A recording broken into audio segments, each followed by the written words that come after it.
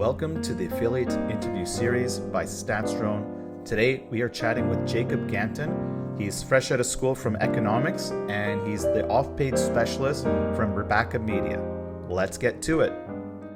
So it's deja vu all over again, and I want to say this podcast is brought to you by Daily Backups, where if you back up your computer every day, you won't have to redo this podcast. And the irony is that we were just chatting about how we're both having computer problems this week. So last week we recorded this. I lost my backup, I lost my hard drive, and I didn't back up for the day. And here we are. And you've got some computer problems as well. So we've got something in common aside from an interest in stats and analytics as well. Yeah, for sure. It's I mean, it's kind of fun that we get to do this again, but at the same time, you kind of wish that we would not be dealing with these issues, right? Yeah, so let's start things off by doing an introduction. Tell us how you got into affiliate marketing and SEO, Sure. and what you do with your current company. Yeah, sure. So I completed my my MSc, my master's in economics, back in December. So I've been with my current company basically since I completed my master's, doing affiliate marketing in the sports betting industry. Now I've been active doing affiliate marketing in the past during my studies for my own line of work. And I've also always taken a great interest in statistics, partly due to the fact that I'm an econ major. Econ people we do a lot of mathematics, econometrics, coding. We do a ton of different statistics courses. But I've also always had a keen interest in American sports, partly the NFL, which I've followed since age 14, and also the MLB, which I basically became obsessed with after reading Bill James' book on Moneyball, and actually how you can integrate analytics to read and interpret sports in a better way. So really the opportunity to both combine working with American sports, working with statistics and analytics, and also being able to operate as an affiliate, which I've done in the past, has really been a great opportunity. So it's quite the unique skill set, jumping into what looks like not having a lot of background in affiliate marketing. But I think you probably bring a different take where, what I see as trends, like not just saying, okay, this is what we do as a software company, but focusing on the data. I mean, I think SEO has been a data-driven topic in industry for nearly 20 years. And I think we're starting to see the aspects of that data-driven mentality seep into all aspects of marketing and affiliate marketing, which is, analyzing your stats and going, what are the types of business intelligence tools that you can use to basically uncover, ways of doubling your conversion, rather than saying, hey, you're going to focus on SEO to double your traffic. I mean, we'd want to do that all day long, but what are the other things you can do? Right. I think so. So there's two really interesting angles to this. The first I'd actually like to speak about is in economics. There's this really famous concept of we call it micro foundations, which basically speaks to a lot of economics as it's painted in the public sphere.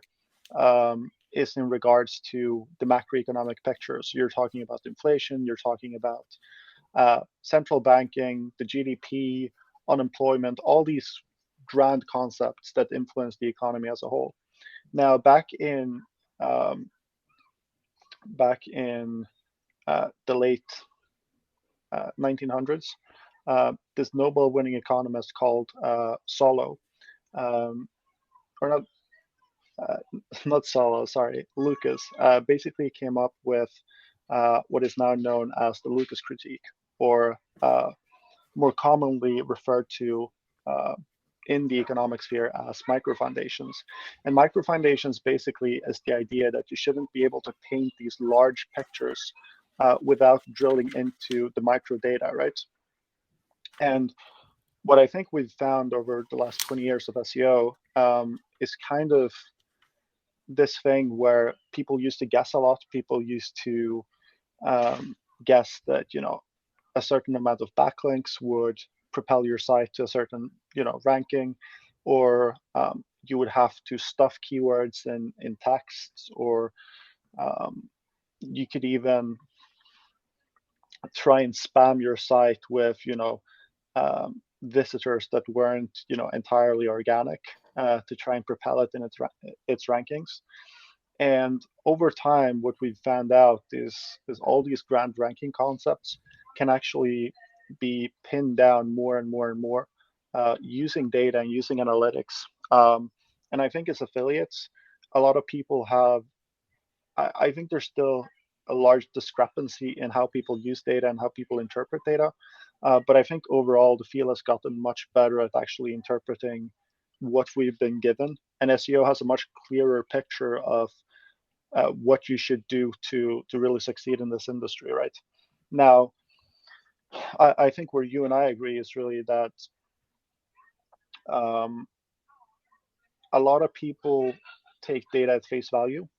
So either they don't use data at all, which is kind of a sin in my eyes, or they just take the data at face value and they don't actually try to put context to the data. It's like looking at an NFL game and seeing that uh, a receiver got 0 catches in one game, but what they fail to mention is he's been like covered by 3 guys all game. And I think that's really the part that I'm able to bring into affiliate marketing, right?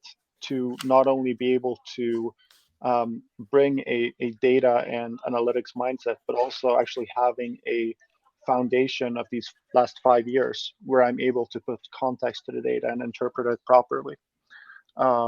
Yeah, That's pretty interesting. I mean, I think we would all agree that storytelling and data is extremely important. And I think what you've for sure. highlighted, with the receiver being covered by 3 people, of course you're going to have bad data.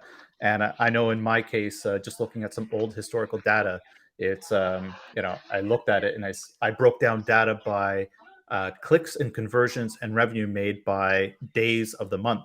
And a lot of things happened on the first days of the month, but that was also because I was being extremely proactive. So it wasn't that the brands were actually doing all that work in the start of the month. It was me saying, okay, it's a new month, and because the negatives don't have any influence on the last days of the month, it's I want the month to go strong, and I was heavy on newsletters. So if you looked at the data, you'd come up with the wrong conclusion without taking context into it. And I think you've actually got a really interesting insight when it comes to SEO and 20 years of data and making the right decisions. Where, yeah, it's obviously pulled in a lot of people. It's made a lot of people a lot of money. But I think in the last 10 years, we've seen some insane and profound SEO tools that are all based on that same concept of basically going, I think there's a pattern here, and I'm going to use data to solve it. And once they've Right. solved it, it's basically it's you know, you call them SEO tools, but I kind of look at them and go, you know what? These are really business intelligence tools at the end of the day. Right. And I think a lot of people have a tendency to get lost in, like Google tends to release updates, right? Like spam algorithms, and um, every now and then they make a major algorithm. But what I've found, at least in my experience, is that over time, even though things change, here and there, as long as you have a solid foundation, and as long as you're able to like look at the data and properly interpret what's actually going on, there's never really been any major changes in what you have to do to, start ranking a website, start gaining traffic, um, start actually succeeding as an affiliate. Um, it's really the same game plan, and then maybe you can tweak the last 5 or 10% based on the updates. But over the last 2 3 years, I think the only thing that's actually been consistent is that the players in the industry, who have a tendency to really drill down on the numbers and see what works, based on conversions, based on CTR, based on um, even if you're running things like Google Ads based on cost per click and so forth, are really going to be the people who are succeeding in the long run. And I think that's what we're seeing, that especially with some older sites and older affiliates, that they've basically had to resort to um, purchasing assets from new sites because they're not able to compete um, with this new upcoming data mindset, right? There's these large conglomerates that both you and I, you know of, that have a tendency to just instead of actually adopting a mindset and changing for the better, they just acquire sites that do it the right way. Well, they either acquire sites that do it the right way, or they find sites that they know they can say, well, we already have an SEO department and we're going to totally leverage that. And I think it kind of goes full circle into going, well, what's at the end of rankings? It's looking at the data. And I think what you see a lot of data, like a lot of people that are, mid to large size affiliates, is they kind of look at this and go, the users need to react to this. And if the users aren't reacting, then, Google's going to realize that this is part of the feedback loop. Like, do you have the right Yeah, calls to action? Is your content spammy? I mean, we're not even talking about AI content, whether Google wants to identify and block it. But, I think we're seeing a change of, value has to be the main prop for users. And I think mid-sized to larger affiliates that kind of have a good grasp, with one exception that I think there's a lot of new affiliates that are coming through the door, and I think they might change something where maybe they don't have that data-driven mindset, but at the end of the day, you kind of still want data to make a decision to go what's working, what's not working. yeah. I mean, even if there um, are people who are up and coming and they have a different view of how to approach things and also how to um, really leverage themselves to make a name for themselves in the industry. Um, I think the only thing that's going to come from that is that the mid-sized affiliates who already have a solid foundation are just going to adopt those principles and integrate them into what they're already doing, and become even better. Like, I don't think there's anything wrong with people basically like starting up using new ideas, because eventually, if those ideas work, they're going to become part of the new norm. But I think you really hit the nail on the head that mid-sized affiliates and smaller affiliates, they always have the flexibility and really the ability to adopt, and they can adopt really quickly. Whereas larger affiliates, um, especially if you have a large network of sites where the decision process really has to influence not only one site, but maybe a network of like 10, 20, 30, 40, 50 sites, um, it could get a lot slower to adapt. And also, what you might be able to um, what you might be able to see is that once they've adopted these things that have become the norm, then that norm has actually passed by. There's already another trend that's taking place, that's making a killing for other affiliates. The only thing I would actually say about larger affiliates where they have a distinct advantage, is the fact that you and I, um, as affiliates, we are not able to utilize that much data. Um, we're able to paint somewhat of a good picture, but we're never really getting enough bang for our buck to be able to split test things or like do multiple A/B tests that have statistical significance for what we're trying to achieve. Whereas these large conglomerates with millions upon millions of people using their sites, um, they can make the tiniest of tweaks, and they can actually find out in a meaningful way if what they're doing matters or not, right? And then once they've found this out, they can leverage it for all their other sites. And unless you and I actually have some level of insider information, there's no way for us to know if what they've done is successful, unless we recognize a massive pattern. Yeah. But it's usually going to be small tweaks, just given the nature of how large these sites are. So we're not going to be able to leverage any of their data, despite there being so much of it. Yeah, that was always something that I ran up against in running affiliate sites a while ago, where it's like the more data you had, the more you were confident that what you were looking at was, you're getting a convergence toward or having a confidence rate of that data. And I found with like redesigns, the more data you had, the better. And sometimes with less data, you needed more time to kind of say, okay, I might actually need a month rather than, if you're a big affiliate, you can sometimes basically have a single day and go, yeah, this data is converging to the truth, and this new design is converting at a 25% rate versus the old design. So when do you think? Let me just post this like as an hypothetical, right?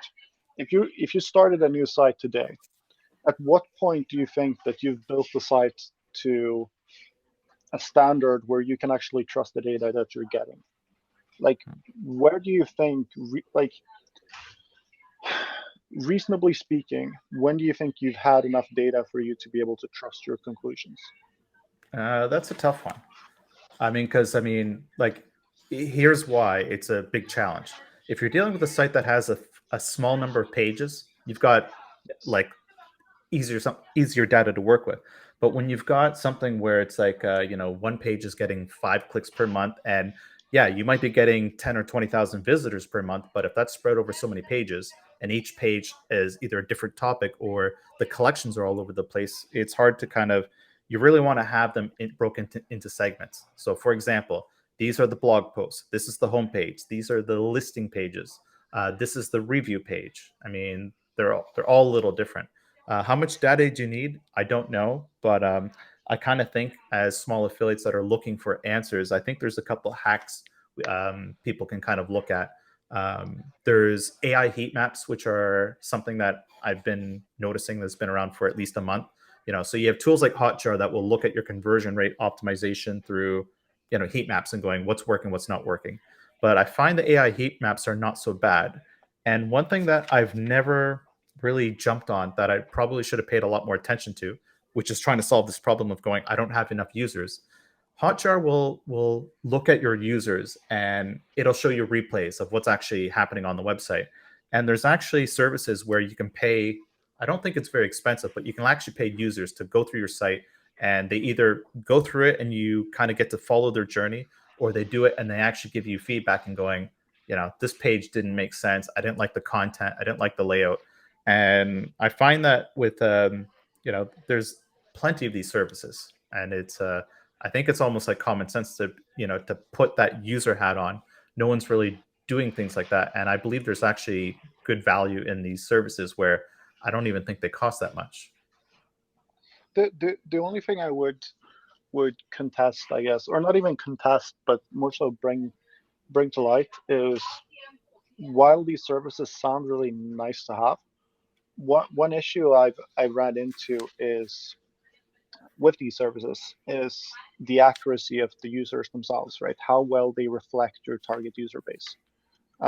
So for instance, I'm working as a gambling affiliate, right? Like sports betting.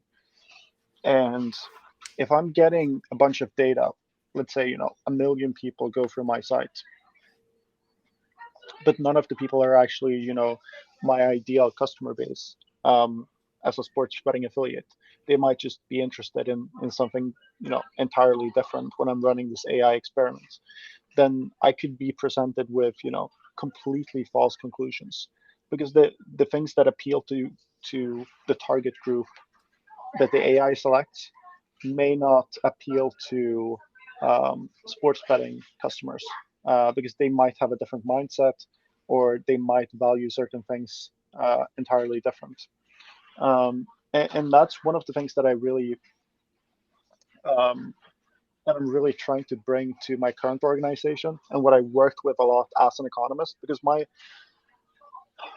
main work was in the field of econometrics, which is basically just the statistical application of data, and using different statistical concepts to weave into economics, right?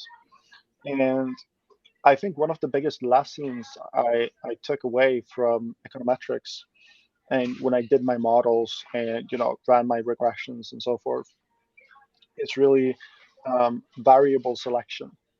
So not only looking at how many variables you have, but also the relevance of those variables, right? Um, for instance, I did an experiment on the school system in Sweden um, for a thesis I did, and I was looking at basically I was trying to um, estimate if levels in schools had any effect on where teachers would, choose to work. And one of the things I learned was that segregation levels could actually have an effect, but they could also be offset by things like household income or parents' background. So if the parents were really educated, and in that case, the segregation might not actually be the problem, but the income level might be the problem, or if the parents were educated, might be the important variable. So while I find um, these AI tools really intriguing, for me, I think it's more so about, even if I'm getting smaller sample sizes and even if I'm getting um, a really tiny amount of data, what's most important for me is really like the accuracy of the users themselves. Um, and I feel I have a really hard time personally in trusting, you know, farming out these services to people who might not even be part of my end consumer group. I would agree. What I would suggest and also kind of maybe recommend is that if you were to use these tools, it's like take it with a grain of salt because I mean Yeah, the data that's more true at the end of the day are your actual users hitting your website and then doing the activities that you'd expect. You know, someone who's on a sports betting affiliate website. It's like, well, what are they into? They're into odds. They're into a review. And obviously, if you put tools like AI heat maps into play, it's going to be like, well, it's going to focus on the button. It's not going to focus like what is the user there in the first place. And same thing when it comes to user testing.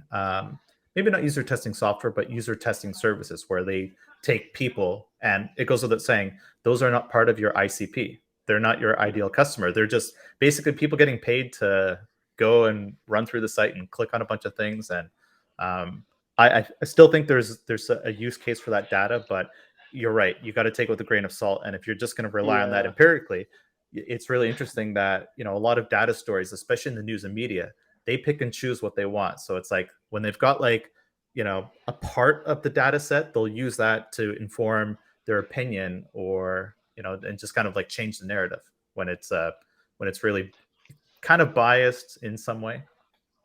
yeah, no, for sure. I think in media, especially if you're trying to, generate headlines or, you know, pick and choose what's interesting, or even if you're working with, tight deadlines and you have editors chasing down your neck, it's really easy to just forego part of the data and forego part of the context in order to get a good story. And honestly, like, I don't blame anyone who's doing it. Like, I'm out here trying to make a living as much as anyone else. Um, but I do think it's an excellent example that sometimes people really tend to forego context. Let's put it nicely. Yeah, that reminds me of a quick story where I saw an article where someone said there's no data to back up this claim, and I won't get into the context, but I'm like, no, there's extreme amounts of data that back up that claim. So what they said was opposite of what I believe to be the truth, and this was CBC. It was Canadian um, news. It's basically on the same level as BBC. So these things happen all the time. I think I think we're always going to be expecting it. Next, I want to jump into, or the last thing is to talk about the different tools you use, whether they're SEO or stats and data related. Cool. Yeah. I mean, there's so many tools. I feel like um, I could go all day, honestly, but I'll go through like the most important ones, and I can also kind of differentiate between the two, just so I don't mix economist tools with Yeah. SEO tools.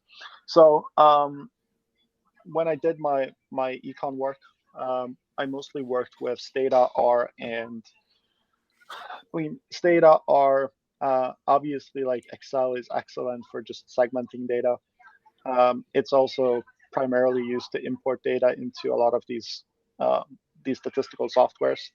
Um, But yeah, Stata and R specifically are just really versatile tools that allow you to run different statistical projections, um, and to, depending on your level of proficiency, kind of alter the data and uh, do some cool coding and do some cool experiments. I know you and I talked about it before, and I told you about how I used to make these statistical models for table tennis, right? Using And R, and that's the using letter R, R. right? It's Yes. pretty geeky software, but it's pretty cool. Yeah, it's really cool.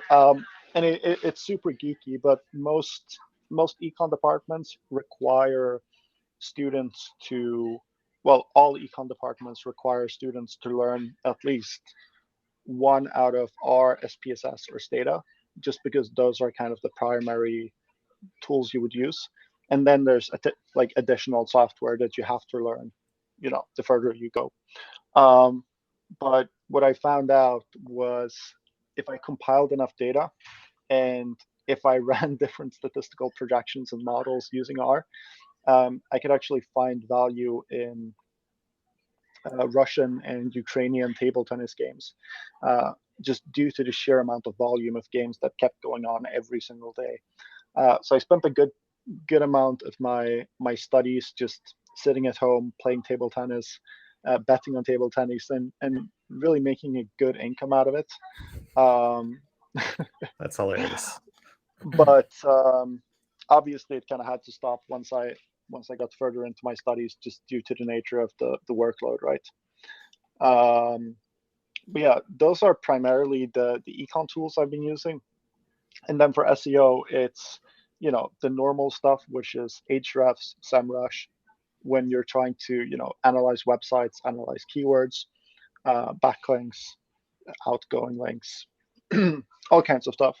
I also tend to use this tool called. Have you used Screaming Frog before? Yes, I like that one, Yes. and it looks ghetto as a tool, but it's extremely efficient at what it does. It's kind of like a must-have in the toolkit. Yeah, I think Screaming Frog actually might be the ugliest SEO tool uh, that exists. But it's so useful for like crawling a website, and also just auditing not only your own site but actually auditing other people's sites, and seeing how they're built up. Another tool I've really made good use of is, do you have an extension called? It's literally just called nofollow. I've used that a long time ago, but I've Yeah, stopped using it. yeah. So I mean, for those who don't know, um, links, basically linking from one site to another. The links on a website are usually tagged no follow or do follow. Do follow means that the site passes on authority from one site to another site, whereas if it's tagged no follow, you're not getting a lot of it out of it. And this no follow add-on, which you can just download Chrome on or Google. Firefox, Yeah, it's on most major browsers. exactly. Basically makes it so that whenever you go onto a website and you look at any link, you don't actually have to view the page source of the website, but it just it's a red box around the link, which shows you that, okay, this link is a no follow link. And then the last tool I tend to use is a tool called Keywords Everywhere. Um, I wouldn't recommend it if you don't like cluttering when you do your Google searches, because what ends up happening is you're going to Google something, and then it's going to give you like a list of keywords based on what you've Googled. So it's really useful if you're trying to if you're like me and you're not really innovative when it comes to keyword research, or you kind of just want to That's me. brainstorm. Exactly. Or you just feel like, I'm Googling something, I might as well just get some extra data while I'm doing it. Then it's a really nice tool.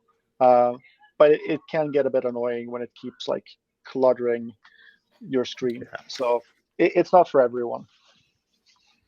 Okay. I think we'll wrap this up soon. But as a topic, I wanted to ask you: have you heard of the Data Engineering Podcast?